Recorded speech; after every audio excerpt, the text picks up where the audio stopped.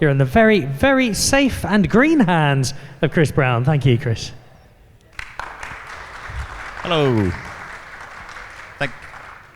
Thanks for sticking with us.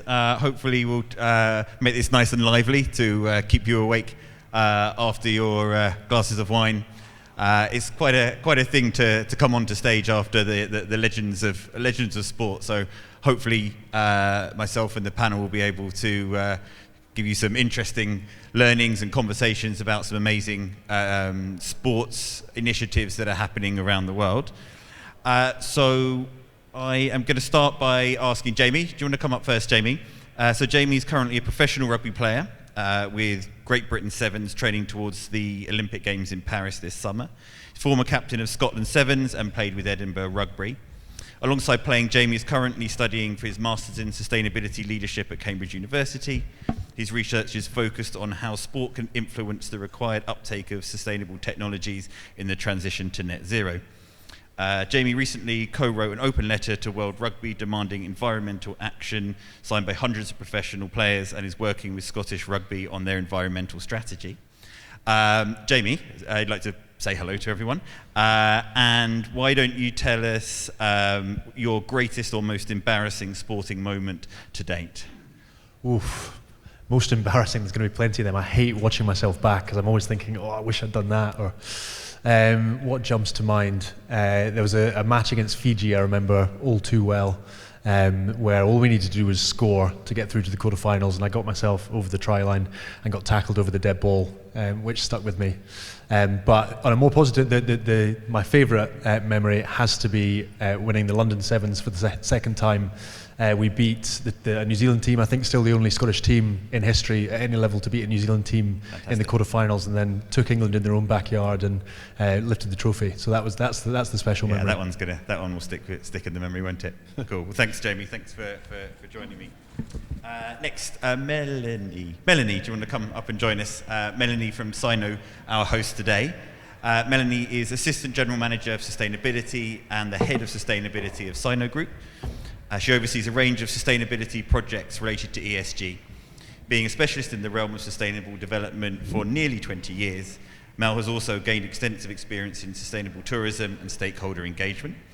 Mel serves on various public duties, including Vice Chair of the Hong Kong General Chamber of Commerce, Environment and Sustainability Committee, and a member of the Publicity Working Group of the ECC and the Subcommittee of Youth Capacity Building at HK SAR Government and Ecology Bureau. Welcome, Mel. And yes, exactly. Welcome. And similarly, I like Mel. I know what Mel's answer to this is, and I like it. Do you want to tell us about your most favourite or embarrassing sporting moment? Yes, sure. Actually, to be very honest, I don't pay a lot of attention to sports, but because of today's event, I actually did some studying about what sports is about. But when I was a little girl, I actually studied abroad in UK. And because I actually grew up in Hong Kong, I was born in Hong Kong, so it's my first time knowing how to play hockey. And I remember that when I was told to play hockey with my classmates, I didn't know what hockey was, and I accidentally whacked off my classmate's tooth. And then the teacher was very impressed, and I got into the school hockey team and representing the school, and I actually won the championship in Oxfordshire. So I know that playing sports is actually for me, I think hockey gives me a most embarrassing yet wonderful childhood experience as well, and I love hockey.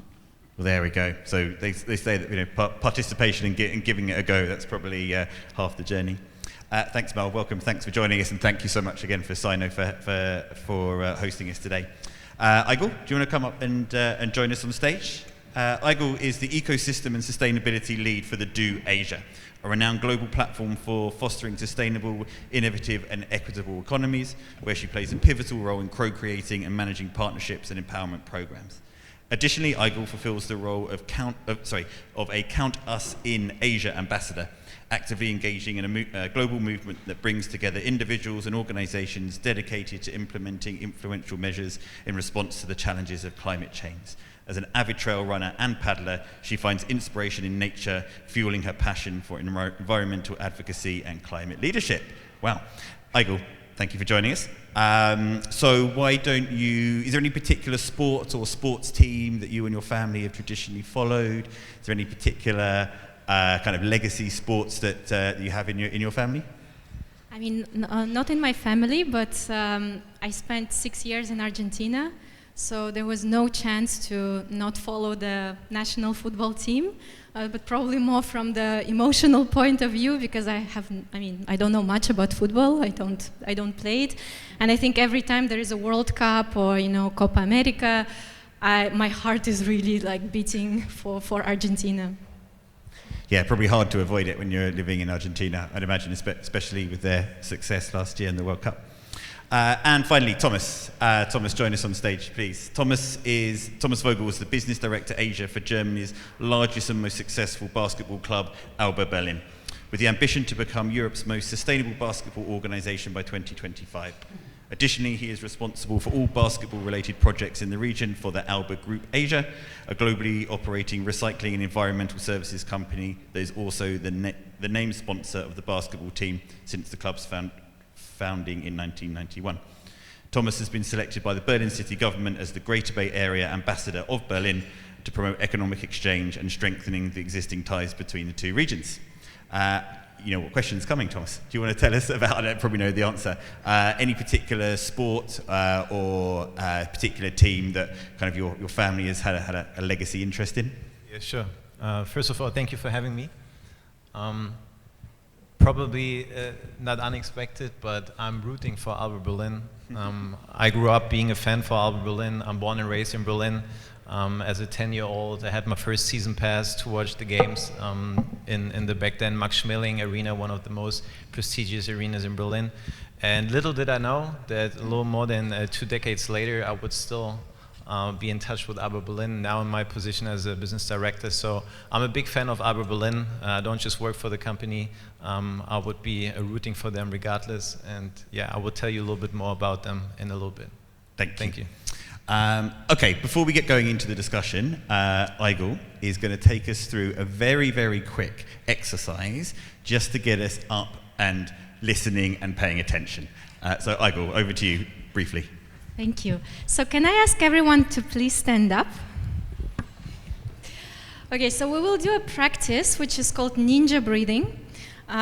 It's somewhat similar to some of the sports teams are doing before the match or before any play. So if you have any health conditions, just do it at half speed. But we'll just do 10 times. So how does it work? So we'll be inhaling and just placing our hands forward.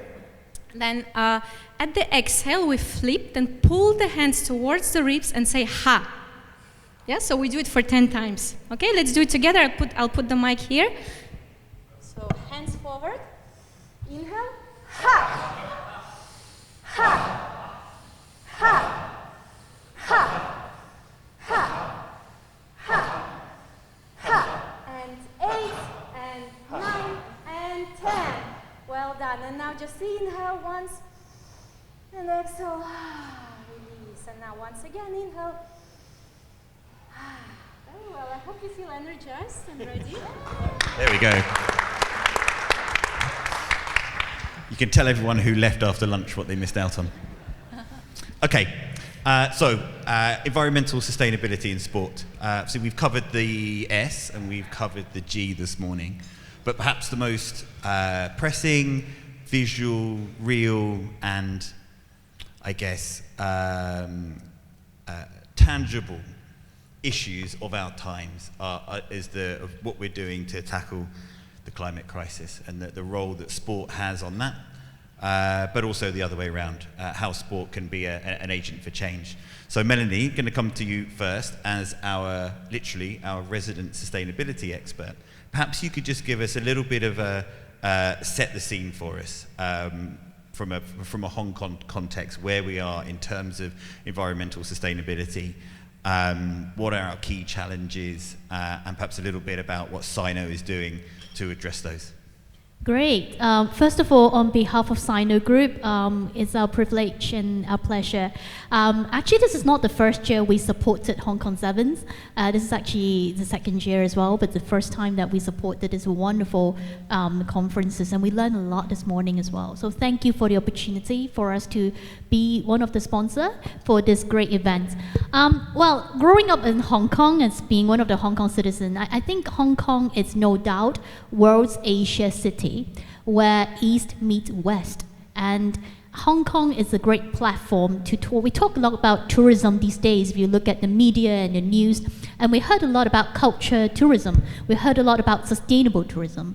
But that's also a regime called sports tourism, when I believe that sports tourism can also merge with sustainable tourism in many contexts. And Hong Kong actually is a very great platform to promote sports tourism. And that also brings a lot of benefit in many ways as well. I think as a developer in Hong Kong, we do believe in partnerships. Just like today's event as well, we actually hear that partnerships is very important to promote sports in Hong Kong and also in Asia context. So as one of the major developer, we do actually provide a lot of opportunities.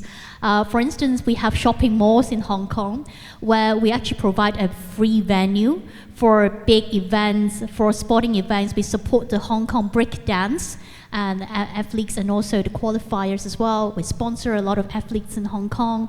And also, more importantly as well, that we do provide a lot of venue sponsors for Rugby Sevens and other many sports that we see as a benefit.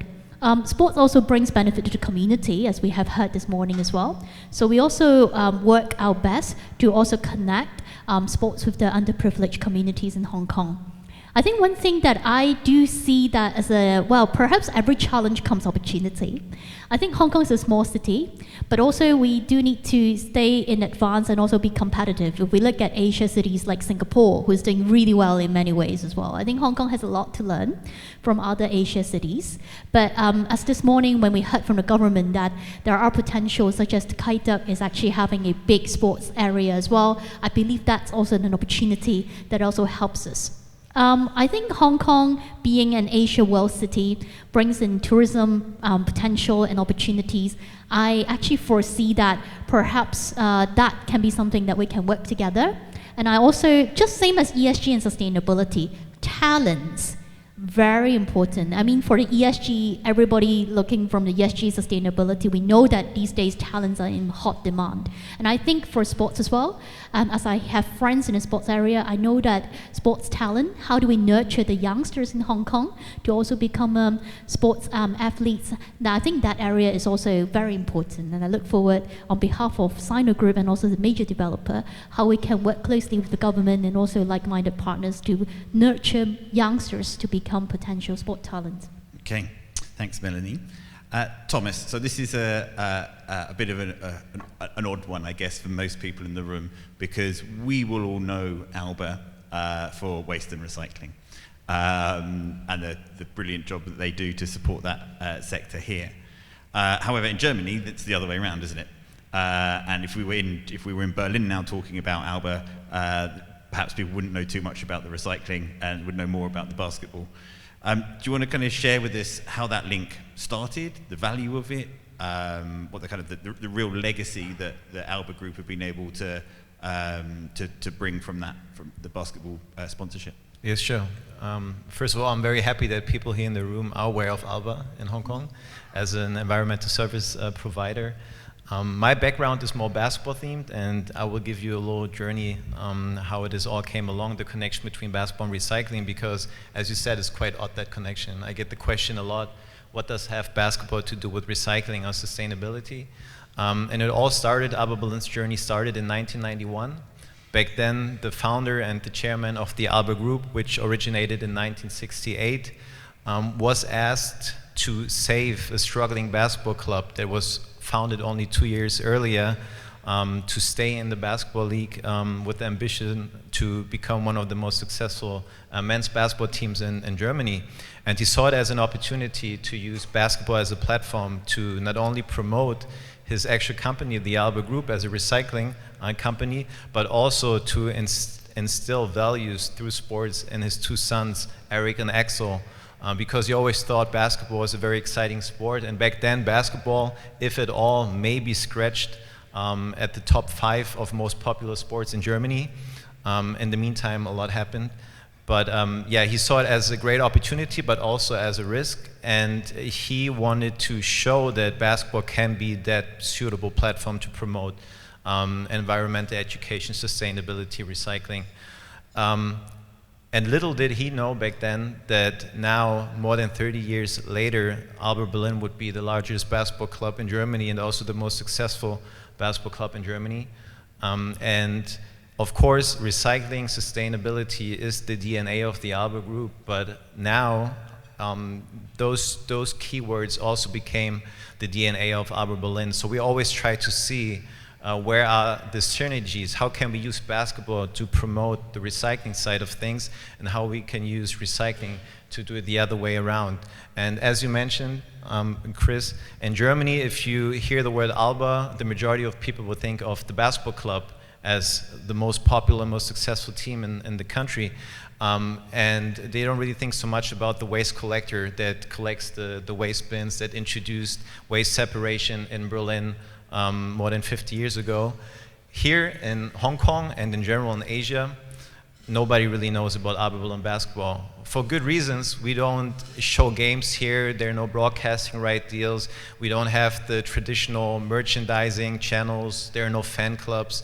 But here we use the interest, the popularity of the sport of basketball to teach about recycling, to teach about circular economy, and obviously all the good things that come with sports and with basketball. And we're lucky enough now, 30 plus years later, after Dr. Schweitzer made the decision to sponsor this club and to continue the legacy of the Alba Group through the basketball team, that one of his sons took over. He's now the president of the basketball club, and he's the chairman of the Alba Group Asia and another recycling company called InterZero, which is operating in Europe. So very fortunate to be part of this, and we will continue to do our best to use our resources to promote the cause of recycling and basketball for good. Great, thank you, Thomas. Leads nicely on to Eigel. And the initiative that the Do Asia, the Do support.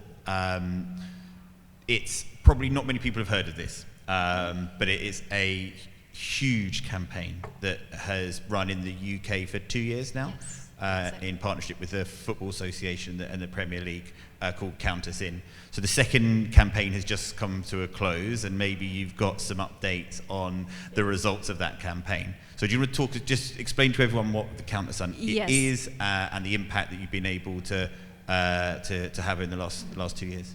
Absolutely, yes. Again, thank you so much for bringing us to this conversation. So Count Us In convenes in radical collaboration, and it's based on 3 pillars. So that would be sports, entertainment, and brands. So for those of you who watched Don't Look Up, Count Us In was also one of the organizations involved in the movie. So for 2 years, we ran what is called the Green Football Weekend in the UK. And it's a huge campaign. So this year the numbers are 80 top tier clubs in the UK were involved. We reached over 30 million fans across the country, but obviously also outside of the country. All the key media. So at least I think there were like around 500 media pieces. But if you look also at the social media mentions, which was the core, one of the key tools, that would be 880 million social impressions. So that would be all the impressions that you would have around. So not necessarily from the initiative itself, but actually, all the. So what it actually was, right? Because our main goal is to inspire 1 billion eco-conscious consumers to reduce their carbon footprint.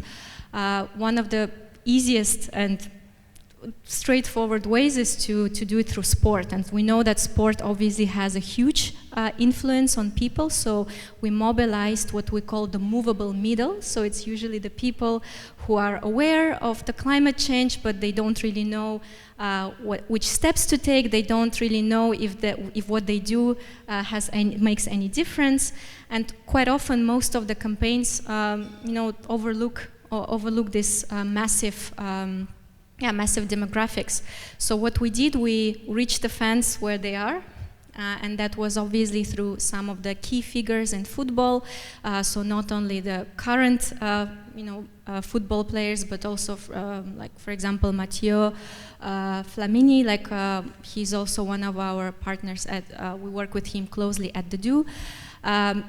So we ran this campaign, and it was so basically all these clubs and all these teams, they were competing and they were scoring like green scores, for instance, in reducing their meat consumption. And it's important to say reducing meat consumption because it wasn't about making people vegan or vegetarian, but actually reducing meat consumption. Again, not going too much, like, not asking for too much, but making them rethink their choices. Then another big pillar was also car sharing, not taking a private car, but public transport, something that, of course, in Hong Kong, for example, is super easy, but in most places in the world it's not. Then in also reducing their electric consumption at home, buying less. So basically all the easy steps, right, that we can all do, but making them as a big campaign, and also mobilizing the influencers. So if you look at, for example, all the key influencers, like on TikTok, Instagram, or wherever they are. So if we take 50,000, imagine how many people they can actually inspire. And what happened, so for this year specifically, like one of the highlights was this veggie recipe book. So it was also like a collaborative project, and it was shared also within the local communities with kids. So it wasn't just in the professional field, like within the professional clubs, but actually everyone, the communities, the families, everyone was involved. And of course, because sports and football in particular is so competitive, it also helped to make these clubs feel more competitive and score, right? So that was the So weekend. What are the results then? Who were the greenest fans? Oh, I mean, there are different. There were different categories. So actually, like the key report is still in progress. So of course, like the key winner is our Earth. So, again, there you go. Good answer. Yeah. Okay. Thanks, Egil. Jamie, when we had our chat last week, you summarised the kind of discussions around sport and sustainability really well, and you said that traditionally. And you talk passionately about sport being socially regenerative. But for the environmental considerations, within sport, it's more commonly about doing less bad. Mm-hmm. How do we flip that? And what are the discussions that you've been having with some of the stakeholders you support in really using sport for good from an environmental perspective as well? Yeah, that's exactly right. And the message that I want to get across is that sport can't tackle this climate challenge by being less bad. And that's kind of the approach that I'm seeing. I thought Jamie used the example really well of the stool with the three legs: people, planet, profit. And socially, it does regenerate. Sport gives out more good than it takes in. So it's really healthy from that point of view. But environmentally, there are huge challenges. 90% of a sports team's emissions come from fan travel. This event this weekend, so such an amazing event that's going to do so much good, but there are people flying from all over the world to get here, and until there's a sustainable way of flying, that's a problem that we're not going to get rid of. So if you're just trying to be less bad, you're never going to efficiency your way to zero. So it's a big problem. And what I'm interested in, and where my research is looking at, is looking at how we can do good in this area. Where are the ways that we can give back? Because it's these numbers are huge. I think it's 350 million tons of greenhouse gas emissions a year due to professional sport, which is about the same size as Spain or Poland. Another statistic is 60 tons of waste at this year's Super Bowl, which would take an average European 117 years to produce. So these numbers are so big that it's all very well measuring them and managing them and reducing them. And my point isn't that we need to stop doing that. We need to double down on that. We need to reduce these numbers as much as possible. But what I'm interested in is these areas that we can give back. And you've got some good examples from Scottish Rugby about how they've been addressing that from an investment perspective, and interestingly, not just at a kind of a stadia level, but actually throughout the kind of whole Scottish rugby ecosystem. Can you again give us some examples of what they've been doing? Yeah, so that's an example of exactly what I'm talking about. So from the one point of view, making the numbers smaller, Scottish Rugby, the Murrayfield Stadium has moved on to a completely renewable source of electricity. So immediately the Scope 2 emissions at the touch of a button are zero.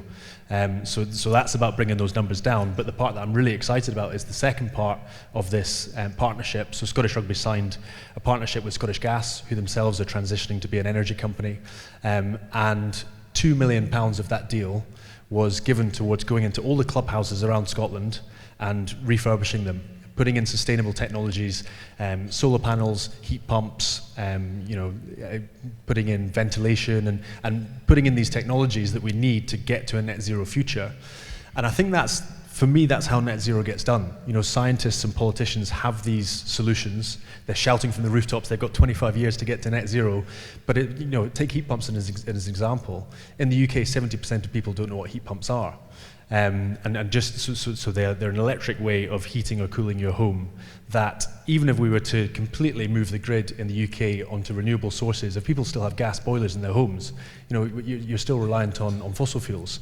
So we've got 25 years to move people onto these technologies. There's a report on that. 32% of getting to net zero requires people to uptake sustainable technologies. And I think sport is the platform that does that. There's that personal connection. It's a great example of TikTok and Netflix and Instagram. Even in the last 5 years, the way people interact with sport has changed. It's no longer 90 minutes a week watching your team play. It's now a really personal connection, athlete to fan, and that's the channel that I think sport can give back in. We can become a key part of this transition to net zero. I'm going to come back to that and the influence of sports and personalities a bit later.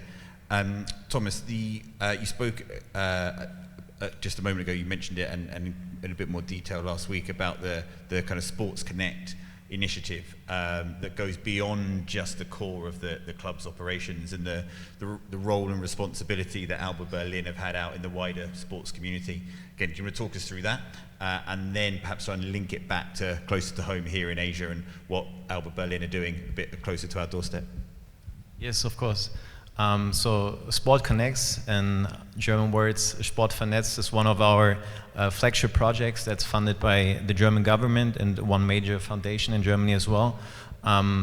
Originated throughout COVID. Basically, during that period of time, we launched an online platform to provide physical education lessons for kindergarten children, primary school and secondary school children, but also all the way to the elderly, to make sure that they are able to stay active within their own walls when all those very strict restrictions were ongoing in Germany. And once the restrictions were lifted, we were asking ourselves, so how do we continue? Obviously now the need for an online platform to do sports at home or physical education at home is not necessarily needed anymore, but we want to continue to share our expertise with sports clubs around the country, and that doesn't necessarily have to be a basketball club.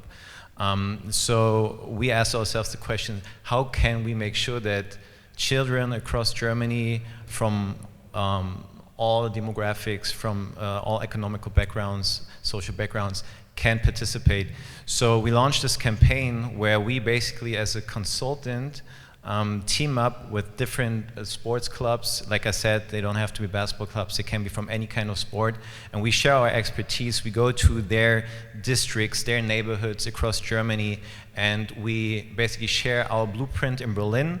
I call it the social room approach or the community approach, where we try to analyze what are the stakeholders in that district, in that community that can help to to provide access to underprivileged kids or any kid in the neighborhood to high quality sports activities. So we work with kindergartens, we work with primary schools, secondary schools, universities, housing authorities, health insurances, obviously with the government, with foundations, with family offices, you name it, and we bring them all together to the table, and then we look at the resources that the sports clubs have and see how we can make it work in their particular situation. And as of right now, we have 50 different project locations in Germany. 5 of them are our communities in Berlin, and now we also try to roll this out to some extent in Asia, particularly in Southeast Asia. Next week we will be signing a strategic partnership with Sport SG, with the sports ministry in Singapore, where we launch an early childhood development program at kindergartens, preschools, and primary schools, but also with the focus, and now actually to get back to the topic of sustainability and environmental sustainability, to also help enrich the landscape, the basketball and sporting landscape in Singapore through our expertise from the recycling side. How we can make sports activities and events more sustainable. They're already doing a lot of good work, but there's always more to do and more opportunity to exchange. And we also hope in the future to being able to do that in Hong Kong. And there are other locations in China, in South Korea, and Japan, in the Philippines, Thailand, Malaysia, Indonesia, where we have partners, and we are looking for more partners to basically roll out this type of concept in their jurisdictions. Great, thank you, Thomas. Last month, we had Hottest March Day on record, and it seems like we're constantly having hottest days on record, month in, month out. Now, so that has a huge impact on investments, where businesses direct their funding, and that's going to have an impact on how people can enjoy outdoor spaces, outdoor leisure. Mel, how do you, I mean, again, as our resident sustainability expert and being at the at the sharp end of adaptation and mitigation for Sino Group, how do you see that kind of playing out in Hong Kong and the impact that it's probably going to have on, I guess, especially people looking to enjoy the outdoors? Thank you.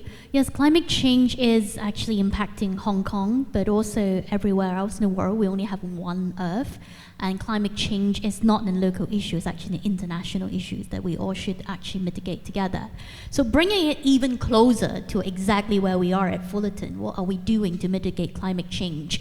Climate change impacts the ecosystem. So for instance, biodiversity, it actually does impact on biodiversity. So FYI, the food that you ate today, the sustainable seafood, they are actually sourced sustainably. And you don't see, if you look every single table, you don't see that we have any plastic bottles. I was told that you saw some plastic bottles, but I can rest assured this is not from our hotel. Somebody actually brought their plastic bottles. And we actually, as everybody knows, that plastic regulations is coming in 22nd of April. But this hotel already in advance, before the regulations come in, that we already did our best to eradicate all the plastics as much as possible.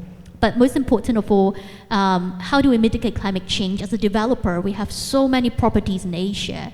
So very importantly, we need to look at climate risk. And this is not just for Sino Group. I also know that we have some developers here today as well. Developers, the government, I know they also need to look into the ESG risk as well as the climate risk as well, especially that impacts on hosting venues for sports later on, because a lot of venues actually do outdoor as well. So for instance, for this Fullerton Ocean Park Hotel, because we are so close to the sea, so we did the climate risk assessment, particularly for this hotel. And in this regard, we do have floodgate barrier, and we did a lot of the risk assessments as well. So we actually, these electricities partially actually supported by renewable. We have over 120 solar panels, and we have a little wind turbine somewhere in this hotel as well. And I know that people walk through this hotel, and when you look very closely, you see the bricks. Now these bricks look very normal, but they're actually upcycled by plastics. So we're actually the world's first developer in Hong Kong to invest in a local startup called EcoBricks, and EcoBricks proud of supporter and Rethink as well. So basically we invest in EcoBricks. So the path that you see in this hotel actually made of plastics. And also, we actually have 100% EV charges. I know people always complain we don't have enough car parking space, but we encourage people to take public transport anyway. So we do actually have 100% EV charging. So why are we talking all this is because as a developer, as a corporate, we must walk the talk to mitigate climate change. And international standards are also very important. We work with universities such as HKUST to also set science-based target. We're actually setting near-term targets, full-term targets. We actually pledge to TCFD, TNFD, etc., etc. We report transparently. All these are very important. And I think that with these collective efforts, we can work together.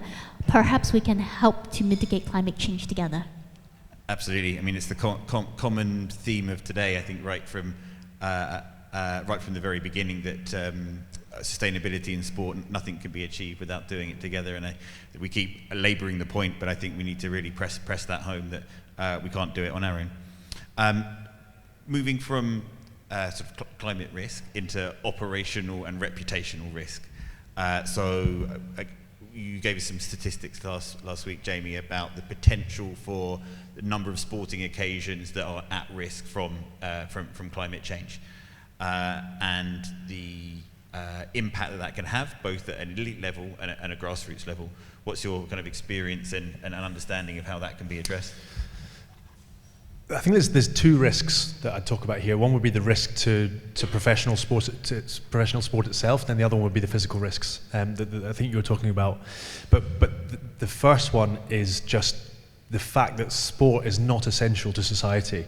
And I think COVID hammered that home. You know, as soon as lockdowns happened, players were furloughed, matches were cancelled, and as governments spend the next 25 years trying to get to net zero, you know, even if that's sped up by some disaster that happens and suddenly, you know, we really drastically try to get to net zero, like I said, sport has a massively negative impact. And if it's not demonstrating its validity in this space and creating good, it's just creating negative emissions. I think that there would be a question about whether sport exists itself. Are governments going to spend these emissions in schools and hospitals, or are they going to spend them in stadiums? I think COVID proved just how quickly sports got rid of. So I think that's one risk. And the other one is this physical risks. And there's some great reports. I think there's one coming out with World Rugby. There's the Rings of Fire report that was ahead of the Olympics. And it looks at sport in a 2-degree world, a 3-degree world. And we're already at 1.5 degrees above the 1990 levels, which obviously was the Paris target in 2015. Last year was the first year consistently above 1.5. And what we see at 2 degrees of warming is 10 extra days above this level that's been set as a safe level in which athletes can operate. So 35 degrees of temperature, 60% humidity. If you're above that temperature as an athlete, there's a fatal risk because you're obviously pushing yourself to the limit. In a 2-degree world, we have 10 extra days above that level in Europe. In a 3-degree world, it's 30 extra days in some areas of the world. So there's a risk to athletes, there's a risk to fans, there's this risk to stadiums of flooding, of drought, of sea level rise, of extreme weather events. These increase, I can't remember the exact results, but it's sort of 10% level in a 2-degree world, 20% level in a 3-degree world. And the report makes the point that all of these individual risks going up by 10, 20% is one thing, but the fact that it's cumulative, that it's just running events is going to be almost impossible. And if you think about Scottish Rugby as an example, you've got 5 matches, the Six Nations matches that bring in most of the income. If one of those days there's some sort of extreme weather event and it can't be run, you know, either your insurance premiums are going up or you're making a straight loss, and the very way that sport runs is questioned. So that's why I think, coming back to my first point, just being less bad in this environmental space is not going to cut it, and sport needs to start justifying itself in this space by creating good. And the other interesting part, linking back to earlier, I managed to link it back. Here we go. I hoped I would. The role of sports personalities. Now that could be a good thing, could be a bad thing. And I recall myself the bad PR that came from one of the Premier League teams flying from one UK city to another, and the justification that they tried to put forward for that. And there's been other cases of other sports stars dismissing the impacts of climate change. How do sports teams, and how do the kind of the PR wrapper around sports personalities try to manage that and essentially to try and manage that risk? Yeah, look, sport has this platform. There's loads in academia. A particularly interesting project, Project Pantheon, run by MIT, looks at global influence throughout time. And 200 years ago, it was poets, it was religious figures, and it was politicians.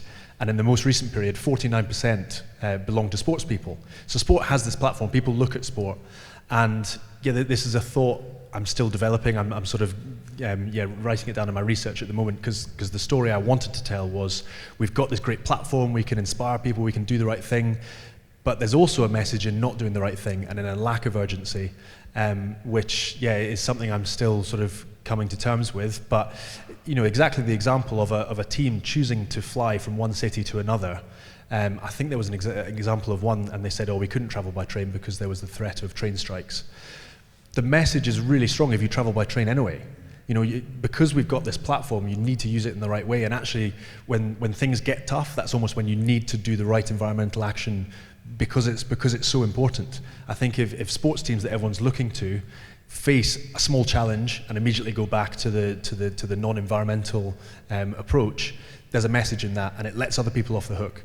So I think it's a really important space that sport has, this responsibility of having this platform in society, and it can be used in a negative way as well. Yeah, absolutely. I think that's the right way to close it off, is the responsibility that sports brands have.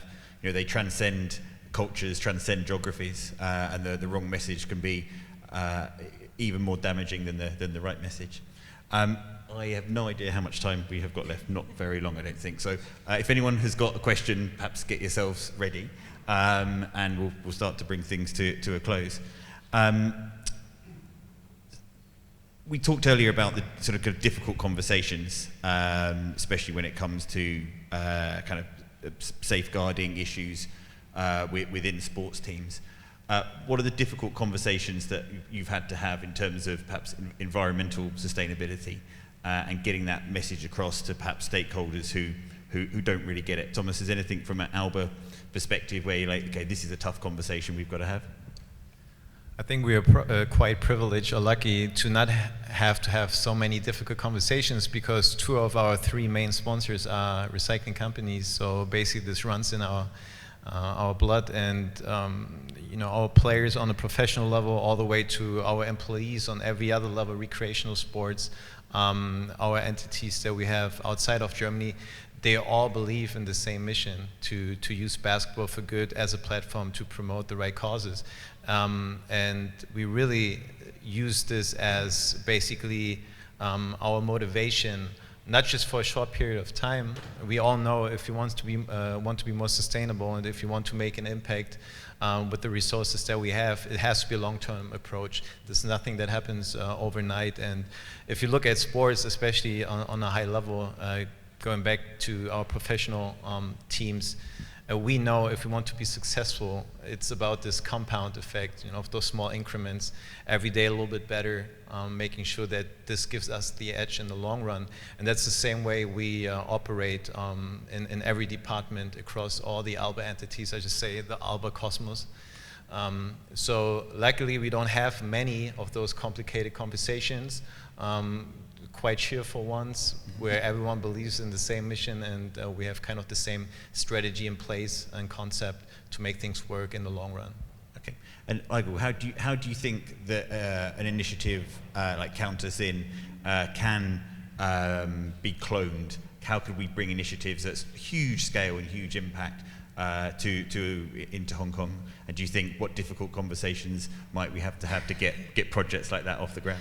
Absolutely, yes. I mean, bringing Count Us In Hong Kong, or green football, or green any sport weekend is, it's quite straightforward, and I would say, just easy to bring it. What is really, like, when I think about the difficult conversations, right, and thinking about different stakeholders, I would definitely point out the system change, because yes, it's not just a one-off weekend, one-off campaign or something. It has to be day-to-day lifestyle.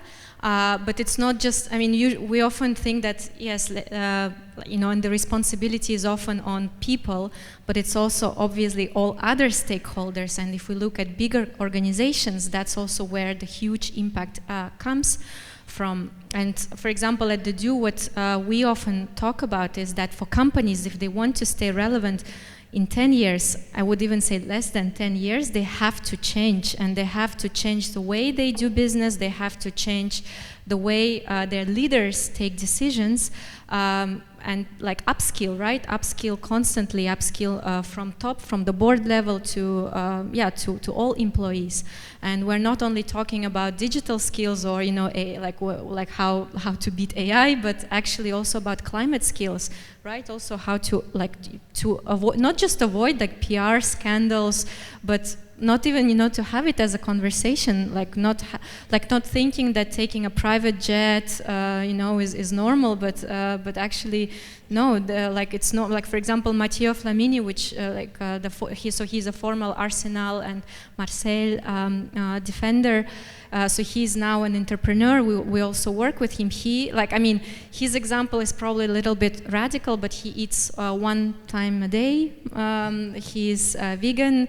Again, doesn't mean that everyone needs to do that. He uses public transport whenever possible. But I remember that even he was saying that, of course, for a lot of these professional players, they come from the humble background, right? So once you have access to wealth, of course, like there is also the psychological effect that you want to actually access and use and showcase. So probably like also one of the approaches in that system change is actually like to look again at mental health, right? Why do we need to consume so much? Why do we need to buy so many things? Does it also help us to feel better, right? Like does it help us, to feel, I don't know, like less lonely? Like to basically again to address it from more like from a system level. And of course, like where to start with is like on top level, right? Like upskilling our leaders, like also looking at who are our leaders, right? Okay. But that's another conversation. That is another conversation. Melanie, difficult conversations. Well, I think as a sustainability, corporate sustainability practitioner, this is a very interesting topic, I have to say. Sports and sustainability are interconnected in a sense that both actually turn strategies into actions. And no actions are too small in sports and sustainability. Every step counts, every action counts. And we need to walk the talk. And walk the talk in corporate world, it's not that easy.